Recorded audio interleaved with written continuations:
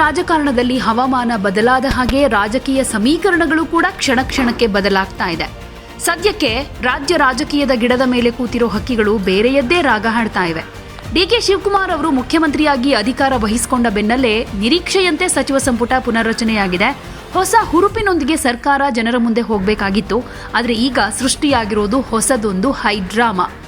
ರಾಜ್ಯದಲ್ಲಿ ಶಾಸಕರಾದವರಿಗೆ ಮಂತ್ರಿಯಾಗೋದೇ ಒಂದು ಜನ್ಮದ ಸಾರ್ಥಕತೆ ಅಂತ ಅಂದುಕೊಳ್ಳೋ ಕಾಲ. ನೂರಾರು ಜನ ಶಾಸಕರಲ್ಲಿ ಕೇವಲ 34 ಜನರಿಗಷ್ಟೇ ಸಚಿವ ಸಂಪುಟದಲ್ಲಿ ಸ್ಥಾನ ಸಿಗೋದಕ್ಕೆ ಸಾಧ್ಯ. ಹೀಗಿರುವಾಗ ತಮಗೆ ಸಚಿವ ಸ್ಥಾನ ಸಿಕ್ಕಿಲ್ಲ ಅಂತ ಎಷ್ಟೋ ಹಿರಿಯರು ಶಾಸಕರು ಅಸಮಾಧಾನದ ಬೆಂಕಿ ಉಗುಳ್ತಾ ಇದ್ದಾರೆ. ಒಳಗೊಳಗೆ ಕಣ್ಣೀರು ಹಾಕ್ತಿದ್ದಾರೆ. ಈ ಮಹಾಯಜ್ಞದಲ್ಲಿ ಸಚಿವ ಸ್ಥಾನ ಸಿಕ್ಕ ದೈತ್ಯ ನಾಯಕರೇ ತಮಗೆ ಸಿಕ್ಕಿರೋ ಖಾತೆ ಇಷ್ಟ ಇಲ್ಲ ಅಂತ ಮುನಿಸ್ಕೊಂಡು ಕೂತಿದ್ದಾರೆ. ಕೃಷ್ಣ ಭೈರೇಗೌಡ ಅವರಿಗೆ ನಗರಾಭಿವೃದ್ಧಿ ಹಾಗೆ ಜಿಬಿಎ ಖಾತೆ, ಕೆಎಚ್ ಮುನಿಯಪ್ಪ ಅವರಿಗೆ ಆಹಾರ ಮತ್ತು ನಾಗರಿಕ ಸರಬರಾಜು ಇಲಾಖೆ, ಹಿರಿಯ ನಾಯಕ ರಾಮಲಿಂಗಾರೆಡ್ಡಿ ಅವರಿಗೆ ಜಲಸಂಪನ್ಮೂಲ ಇಲಾಖೆ ಜವಾಬ್ದಾರಿ ಕೊಡಲಾಗಿದೆ. ಆದರೆ ಈ ಮೂವರೂ ನಾಯಕರು ಈ ಖಾತೆಗಳ ಬಗ್ಗೆ ಬಹಿರಂಗವಾಗಿಯೇ ಅಸಮಾಧಾನ ಹೊರಹಾಕ್ತಾ ಇದ್ದಾರೆ. ಇವತ್ತು ಇಡೀ ಕರ್ನಾಟಕದ ಜನಸಾಮಾನ್ಯರ ಮನಸ್ಸಲ್ಲಿ ಮೂಡ್ತಾ ಇರೋ ಪ್ರಶ್ನೆ, ಸಚಿವ ಸ್ಥಾನ ಸಿಕ್ಕರೂ ಈ ನಾಯಕರು ಯಾಕೆ ಅಸಮಾಧಾನ ಹೊರಹಾಕ್ತಿದ್ದಾರೆ? ಇರೋ ಖಾತೆಯಲ್ಲೇ ಕೆಲಸ ಮಾಡಿ ಜನಮೆಚ್ಚುಗೆ ಗಳಿಸೋದಕ್ಕೆ ಸಾಧ್ಯ ಇಲ್ವಾ? ಇವರ ಅಸಲಿ ಉದ್ದೇಶ ಆದ್ರೂ ಏನು? ಈ ಥರದ ಪ್ರಶ್ನೆ ಮಾಡ್ತಾ ಇದ್ದಾರೆ. ಕೃಷ್ಣ ಭೈರೇಗೌಡ ಅವರು ಸೌಮ್ಯ ಸ್ವಭಾವದ, ಸದಾ ತಾಂತ್ರಿಕ ಮತ್ತು ಆಡಳಿತಾತ್ಮಕ ಸುಧಾರಣೆ ಬಗ್ಗೆ ಮಾತನಾಡೋ ಸುಶಿಕ್ಷಿತ ನಾಯಕ. ಈ ಹಿಂದೆ ಕೃಷಿ ಇಲಾಖೆ, ಕಂದಾಯ ಇಲಾಖೆಗಳನ್ನು ಅತ್ಯಂತ ಯಶಸ್ವಿಯಾಗಿ ನಿಭಾಯಿಸಿರೋ ಅನುಭವ ಇದೆ. ಈಗ ಇವರಿಗೆ ನಗರಾಭಿವೃದ್ಧಿ ಮತ್ತೆ ಜಿಬಿಎ ಖಾತೆ ಕೊಡಲಾಗಿದೆ. ಇಲ್ಲಿರೋ ಅಸಲಿ ಟ್ವಿಸ್ಟ್ ಏನಂತಂದ್ರೆ, ಬೆಂಗಳೂರು ನಗರದ ನೈಜ ನಿಯಂತ್ರಣ ಅಥವಾ ಬಿಬಿಎಂಪಿ ಮೇಲಿನ ಹಿಡಿತ ಯಾವಾಗಲೂ ಮುಖ್ಯಮಂತ್ರಿಗಳ ಅಥವಾ ಬೆಂಗಳೂರು ನಗರಾಭಿವೃದ್ಧಿ ಸಚಿವರ ಬಳಿ ಇರುತ್ತೆ. ಡಿಕೆ ಶಿವಕುಮಾರ್ ಅವರು ಈ ಹಿಂದೆ ಬೆಂಗಳೂರು ನಗರಾಭಿವೃದ್ಧಿ ಖಾತೆಯನ್ನ ತಮ್ಮ ಬಳಿಯೇ ಇಟ್ಕೊಂಡಿದ್ರು. ಈಗ ಕೃಷ್ಣ ಭೈರೇಗೌಡ ಅವರಿಗೆ ಕೊಟ್ಟಿರೋ ನಗರಾಭಿವೃದ್ಧಿ ಖಾತೆಯಲ್ಲಿ ಇಡೀ ರಾಜ್ಯದ ನಗರಗಳು ಬರುತ್ತೆ ನಿಜ. ಆದರೆ ಬೆಂಗಳೂರಿನ ಮೇಲೆ ಅವರಿಗೆ ಮುಕ್ತ ಸ್ವಾತಂತ್ರ್ಯ ಇರೋದಿಲ್ಲ. ಯಾಕೆಂದ್ರೆ ಕಂಪ್ಲೀಟ್ ಆಗಿ ಬೆಂಗಳೂರಿನ ಜವಾಬ್ದಾರಿಯನ್ನ ಕೊಟ್ಟಿಲ್ಲ ಅನ್ನೋ ಅಸಮಾಧಾನ ಇದೆ. ಜಿಬಿಎ ಅನ್ನೋ ಹೊಸ ಪ್ರಾಧಿಕಾರ ಇನ್ನೂ ಸಂಪೂರ್ಣವಾಗಿ ಕಾರ್ಯರೂಪಕ್ಕೆ ಬಂದು ಆಡಳಿತಾತ್ಮಕ ಹಿಡಿತ ಸಾಧಿಸೋದಕ್ಕೆ ಟೈಮ್ ಹಿಡಿಯುತ್ತೆ. ಯಾವುದೇ ಪ್ರಭಾವಿ ನಾಯಕನಿಗೆ ತಕ್ಷಣ ನಿರ್ಧಾರ ತೆಗೆದುಕೊಳ್ಳೋ ಹಾಗೆ ಜನರಿಗೆ ಕಾಣುವಂತಹ ಕೆಲಸ ಮಾಡೋ ಇಲಾಖೆ ಬೇಕಾಗಿರುತ್ತೆ ಹೊರತು ಕೇವಲ ಫೈಲ್ ಕ್ಲಿಯರ್ ಮಾಡೋ ಇಲಾಖೆ ಅಲ್ಲ. ಇನ್ನು ಕೆಎಚ್ ಮುನಿಯಪ್ಪ ಅವರು ಕೇಂದ್ರದಲ್ಲಿ 7 ಸಲ ಸಂಸದರಾಗಿ ಕೇಂದ್ರ ಸಚಿವರಾಗಿ ಕೆಲಸ ಮಾಡಿರೋ ಅತ್ಯಂತ ಹಿರಿಯ ದಲಿತ ನಾಯಕರು. ಇವರಿಗೆ ಕೊಟ್ಟಿರೋದು ಆಹಾರ ಮತ್ತು ನಾಗರಿಕ ಸರಬರಾಜು ಇಲಾಖೆ. ಮೇಲ್ನೋಟಕ್ಕೆ ಇದು ಬಡವರ ಹಸಿವು ನೀಗಿಸೋ ಅತ್ಯಂತ ಪವಿತ್ರವಾದ ಇಲಾಖೆ ಅನಿಸಬಹುದು. ಆದರೆ ರಾಜಕೀಯ ಲೆಕ್ಕಾಚಾರದಲ್ಲಿ ಇದು ಅತ್ಯಂತ ಕಠಿಣ ಮತ್ತು ಥ್ಯಾಂಕ್ಲೆಸ್ ಜಾಬ್, ಅಂದ್ರೆ ಎಷ್ಟೇ ಕೆಲಸ ಮಾಡಿದ್ರೂ ಕ್ರೆಡಿಟ್ ಸಿಗದ ಇಲಾಖೆ ಅಂತ ಕರೆಸ್ಕೊಳ್ಳುತ್ತೆ. ಆಹಾರ ಇಲಾಖೆ ಅಂದ್ರೆ ಕೇವಲ ಬಿಪಿಎಲ್ ಕಾರ್ಡ್ ವಿತರಣೆ ಮತ್ತು ಪಡಿತರ ಹಂಚಿಕೆಗೆ ಮಾತ್ರ ಸೀಮಿತ ಆಗಿರುತ್ತೆ ಅಂತಾನೂ ಅಲ್ಲ. ಆದರೆ ಇಲ್ಲಿ ಹೊಸದಾಗಿ ಮೂಲಸೌಕರ್ಯ ಅಭಿವೃದ್ಧಿ ಮಾಡೋದಕ್ಕೆ ಅಥವಾ ದೊಡ್ಡ ಮಟ್ಟದ ಯೋಜನಾ ಅನುದಾನ ತರೋದಕ್ಕೆ ಅವಕಾಶ ಕಮ್ಮಿ. ಹಾಗೆ ಯಾವಾಗಲೂ ಹಗರಣಗಳ ತೂಗುಗತ್ತಿ, ಅಕ್ಕಿ ವಿತರಣೆಯಲ್ಲಿ ಲೋಪ ಆದರೆ ಸಾರ್ವಜನಿಕವಾಗಿ ಬರೋ ಕೆಟ್ಟ ಹೆಸರು, ಇವೆಲ್ಲ ಮುನಿಯಪ್ಪ ಅವರಂತಹ ಹಿರಿಯ ನಾಯಕರಿಗೆ ಮುಜುಗರ ತರುತ್ತೆ. ಅವರ ಅನುಭವಕ್ಕೆ ತಕ್ಕ ಹಾಗೆ ಬೃಹತ್ ಕೈಗಾರಿಕೆ, ಸಮಾಜ ಕಲ್ಯಾಣ ಅಥವಾ ಲೋಕೋಪಯೋಗಿಯಂತಹ ಇಲಾಖೆ ಸಿಗಬೇಕಾಗಿತ್ತು ಅನ್ನೋದು ಬೆಂಬಲಿಗರ ವಾದ. ಇನ್ನು ಬೆಂಗಳೂರಿನ ರಾಜಕೀಯ ಚಾಣಕ್ಯ ರಾಮಲಿಂಗಾರೆಡ್ಡಿಯವರ ಕಥೆನೇ ಬೇರೆ. ಇವರಿಗೆ ಅತ್ಯಂತ ಪ್ರಭಾವಿ ಎನ್ನಲಾಗೋ ಜಲಸಂಪನ್ಮೂಲ ಇಲಾಖೆಯನ್ನೇನೋ ಕೊಡಲಾಗಿದೆ. ಆದರೂ ಇವರಿಗೆ ಅಸಮಾಧಾನ. ಯಾಕೆ ಗೊತ್ತಾ? ರಾಮಲಿಂಗಾರೆಡ್ಡಿಯವರ ಇಡೀ ರಾಜಕೀಯ ಸಾಮ್ರಾಜ್ಯ ಇರೋದೇ ಬೆಂಗಳೂರಲ್ಲಿ. ಜಲಸಂಪನ್ಮೂಲ ಇಲಾಖೆ ಅಂದ್ರೆ ಕೃಷ್ಣ, ಕಾವೇರಿ, ಮಹದಾಯಿ ನದಿಗಳ ನೀರಾವರಿ ಯೋಜನೆಗಳು. ಅಂದ್ರೆ ಸಚಿವರು ಯಾವಾಗಲೂ ಉತ್ತರ ಕರ್ನಾಟಕ ಅಥವಾ ಹಳೆ ಮೈಸೂರು ಭಾಗದ ಗ್ರಾಮೀಣ ಪ್ರದೇಶದಲ್ಲಿ ಪ್ರವಾಸ ಮಾಡಬೇಕಾಗತ್ತೆ, ಜಲಾಶಯಗಳ ಬಳಿ ಹೋಗಬೇಕಾಗತ್ತೆ. ಬೆಂಗಳೂರು ನಗರದ ರಾಜಕಾರಣದ ಮೇಲೆ ಯಾವಾಗಲೂ ಕಣ್ಣಿಡಬೇಕಾದ ನಾಯಕನಿಗೆ ಬೆಂಗಳೂರಿನಿಂದ ದೂರ ಇಡೋ ಇಲಾಖೆ ಸಿಕ್ಕರೆ ಅದು ಅವರ ಸ್ಥಳೀಯ ಹಿಡಿತಕ್ಕೆ ಧಕ್ಕೆ ತರುತ್ತೆ. ಅವರಿಗೆ ಸಾರಿಗೆ ಅಥವಾ ಬೆಂಗಳೂರು ನಗರಕ್ಕೆ ಸಂಬಂಧಿಸಿದ ಇಲಾಖೆಗಳ ಮೇಲಿದ್ದ ಪ್ರೀತಿ ಈ ನೀರಾವರಿ ಇಲಾಖೆ ಮೇಲಿಲ್ಲ. ಈಗ ಇದ್ರ ಬಗ್ಗೆ ಸಾರ್ವಜನಿಕ ವಲಯದಲ್ಲಿ ಏನ್ ಕೇಳಿ ಬರ್ತಾ ಇದೆ ಗೊತ್ತಾ? ರಾಜ್ಯಕ್ಕೆ ಒಳ್ಳೆ ಆಡಳಿತ ಕೊಡಬೇಕು, ಜನಸೇವೆ ಮಾಡಬೇಕು ಅಂತ ರಾಜಕೀಯಕ್ಕೆ ಬಂದ ಮೇಲೆ ಸಿಕ್ಕಿರೋ ಖಾತೆಯಲ್ಲೇ ಒಳ್ಳೆ ಕೆಲಸ ಮಾಡಿ ತೋರಿಸೋದಕ್ಕೆ ಇವ್ರಿಗೇನ್ ಪ್ರಾಬ್ಲಮ್ಮು ಅಂತ. ಸೊ ಸಹಜವಾಗಿ ಈ ಥರದ ಪ್ರಶ್ನೆ ಬರುತ್ತೆ ಅಲ್ವಾ? ಪ್ರಜಾಪ್ರಭುತ್ವದಲ್ಲಿ ಯಾವುದೇ ಇಲಾಖೆ ಚಿಕ್ಕದೂ ಅಲ್ಲ, ದೊಡ್ಡದೂ ಅಲ್ಲ. ಆಹಾರ ಇಲಾಖೆಯನ್ನೇ ತೆಗೆದುಕೊಂಡ್ರೆ ರಾಜ್ಯದ ಕೋಟ್ಯಾಂತರ ಬಡವರಿಗೆ ಒಂದು ಹೊತ್ತಿನ ಗಂಜಿ ಸಿಗ್ತಾ ಇರೋದು ಇದೇ ಇಲಾಖೆಯಿಂದ.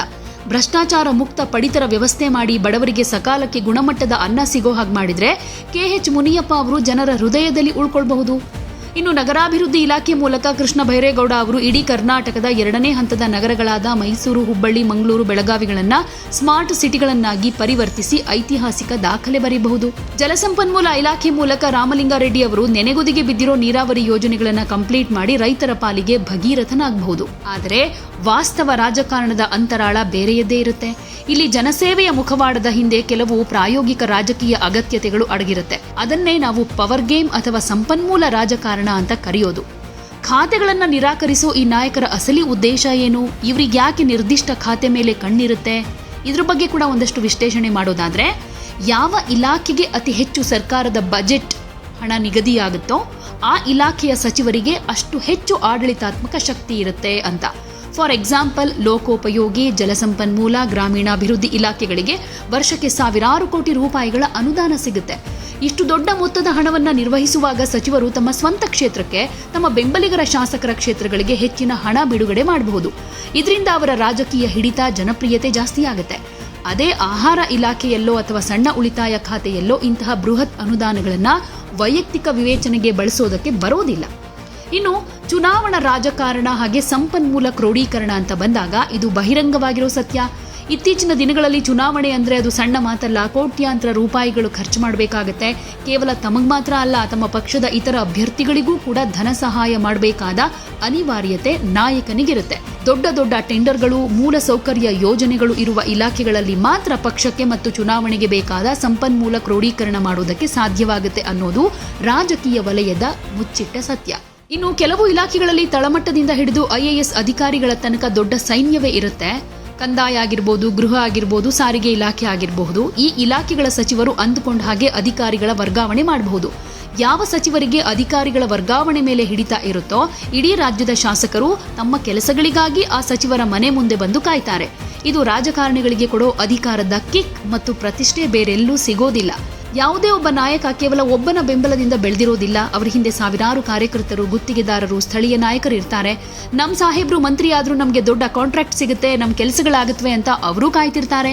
ಸಚಿವರಿಗೆ ಲೂಪ್ ಲೈನ್ ಖಾತೆ ಸಿಕ್ಕರೆ, ಅಂದ್ರೆ ಪ್ರಾಮುಖ್ಯತೆ ಇಲ್ಲದ ಖಾತೆ ಸಿಕ್ಕರೆ ಕಾರ್ಯಕರ್ತರು ನಿರಾಶರಾಗ್ತಾರೆ. ಈ ಒತ್ತಡಕ್ಕೆ ಮಣಿದು ನಾಯಕರು ಹಠ ಹಿಡಿಬೇಕಾಗತ್ತೆ. ಆದ್ರೆ ಈ ನಾಟಕವನ್ನ ನೋಡ್ತಾ ಇರೋ ಜನಸಾಮಾನ್ಯರು ಯಾವ ರೀತಿ ವಿಶ್ಲೇಷಣೆ ಮಾಡ್ತಾರೆ ಅಂದ್ರೆ, ಜನರೇನ್ ಮೂರ್ಖರಲ್ಲ. ಅಭಿವೃದ್ಧಿ ಹೆಸರಲ್ಲಿ, ಜನಸೇವೆ ಹೆಸರಲ್ಲಿ ಪ್ರಮಾಣ ವಚನ ಸ್ವೀಕರಿಸೋ ನಾಯಕರು ತಮಗೆ ಬೇಕಾದ ಖಾತೆ ಸಿಗ್ಲಿಲ್ಲ ಅಂತ ಕಚೇರಿಗೆ ಹೋಗದೆ ಹಠ ಹಿಡಿಯೋದನ್ನ ಜನ ಬೇಸರದಿಂದ ನೋಡ್ತಿದ್ದಾರೆ. ಒಂದ್ ಕಡೆ ರಾಜ್ಯದಲ್ಲಿ ಎಷ್ಟೋ ಜಿಲ್ಲೆಗಳಿಗೆ ಇಂದಿಗೂ ಸರಿಯಾದ ಪ್ರಾತಿನಿಧ್ಯ ಸಿಕ್ಕಿಲ್ಲ. ಉತ್ತರ ಕರ್ನಾಟಕದ ಎಷ್ಟೋ ಶಾಸಕರು ನಮಗೆ ಒಂದ್ಸಲ ಮಂತ್ರಿಯಾಗೋ ಅವಕಾಶ ಮಾಡಿಕೊಡಿ, ಯಾವುದೇ ಇಲಾಖೆ ಕೊಟ್ಟರೂ ಪರವಾಗಿಲ್ಲ, ಹಗಲಿರುಳು ಕೆಲಸ ಮಾಡ್ತೀವಿ ಅಂತ ಕಾಯ್ತಿದ್ದಾರೆ. ಇಂಥ ಪರಿಸ್ಥಿತಿಯಲ್ಲಿ ಮಂತ್ರಿ ಸ್ಥಾನ ಸಿಕ್ಕವರೇ ಈ ರೀತಿ ವರ್ತನೆ ಮಾಡೋದು ಪ್ರಜಾಪ್ರಭುತ್ವಕ್ಕೆ ಮತ್ತು ಮತ ಹಾಕಿದ ಜನರಿಗೆ ಮಾಡೋ ದ್ರೋಹ ಅಲ್ವಾ? ಇದು ಕೇವಲ ಖಾತೆಗಳ ಅಸಮಾಧಾನ ಅಲ್ಲ, ಇದು ಮುಖ್ಯಮಂತ್ರಿ DK ಶಿವಕುಮಾರ್ ಅವರ ನಾಯಕತ್ವಕ್ಕೂ ಕೂಡ ಎದುರಾಗಿರೋ ಮೊದಲ ಆಂತರಿಕ ಸವಾಲು. ಹಿರಿಯ ನಾಯಕರನ್ನ ಸಮಾಧಾನ ಪಡಿಸದೇ ಇದ್ರೆ ಸರ್ಕಾರವನ್ನ ಸುಲಲಿತವಾಗಿ ನಡೆಸೋದಕ್ಕೆ ಸಾಧ್ಯ ಇಲ್ಲ. ಹಾಗಂತ ಎಲ್ರಿಗೂ ಅವರವರ ಇಷ್ಟದ ಖಾತೆಗಳನ್ನ ಕೊಡ್ತಾ ಹೋದ್ರೆ CM ಅಧಿಕಾರಕ್ಕೆ ಬೆಲೆನೇ ಇರೋದಿಲ್ಲ ಅಲ್ವಾ? ಸೊ ಕೊನೆಯದಾಗಿ ಹೇಳಬೇಕು ಅಂದ್ರೆ, ಖಾತೆಗಳು ಕಮಾಯಿ ಮಾಡುವ ಅಥವಾ ಪ್ರಭಾವ ತೋರಿಸೋ ಸಾಧನೆಗಳಾಗಬಾರ್ದು. ಕೃಷ್ಣ ಬೈರೇಗೌಡ ಅವರಾಗ್ಲಿ, ಮುನಿಯಪ್ಪನವರಾಗ್ಲಿ ಅಥವಾ ರಾಮಲಿಂಗಾರೆಡ್ಡಿಯೇ ಆಗ್ಲಿ ತಮ್ಮ ವೈಯಕ್ತಿಕ ಪ್ರತಿಷ್ಠೆಯನ್ನ ಸೈಡ್ಗಿಟ್ಟು ತಮಗೆ ಸಿಕ್ಕಿರೋ ಇಲಾಖೆಗಳನ್ನೇ ಸವಾಲಾಗಿ ಸ್ವೀಕರಿಸಬೇಕಾಗಿದೆ. ಯಾಕಂದ್ರೆ ಇಲಾಖೆಗಳು ಸಚಿವರನ್ನ ದೊಡ್ಡವರನ್ನಾಗಿ ಮಾಡೋದಿಲ್ಲ. ಸಚಿವರು ತಮ್ಮ ಕೆಲಸದ ಮೂಲಕ ಇಲಾಖೆಯನ್ನ ದೊಡ್ಡದಾಗಿ ಮಾಡಬೇಕಾಗಿರುತ್ತೆ. ಯಾವುದೇ ಸುದ್ದಿಯ ಅಪ್ಡೇಟ್ ಅನ್ನ ಮಿಸ್ ಮಾಡ್ಕೊಳ್ಬಾರ್ದು ಅಂದ್ರೆ ಈಗ್ಲೇ ಒನ್ ಇಂಡಿಯಾವನ್ನ ಸಬ್ಸ್ಕ್ರೈಬ್ ಮಾಡಿ. ನಿಮಗೆ ಬೇಕಾದ ಭಾಷೆಯಲ್ಲಿ ಎಲ್ಲಾ ಸುದ್ದಿ ತಿಳಿಬೇಕು ಅಂದ್ರೆ ಒನ್ ಇಂಡಿಯಾ ಆಪ್ ಅನ್ನ ಡೌನ್ಲೋಡ್ ಮಾಡ್ಕೊಳ್ಳಿ.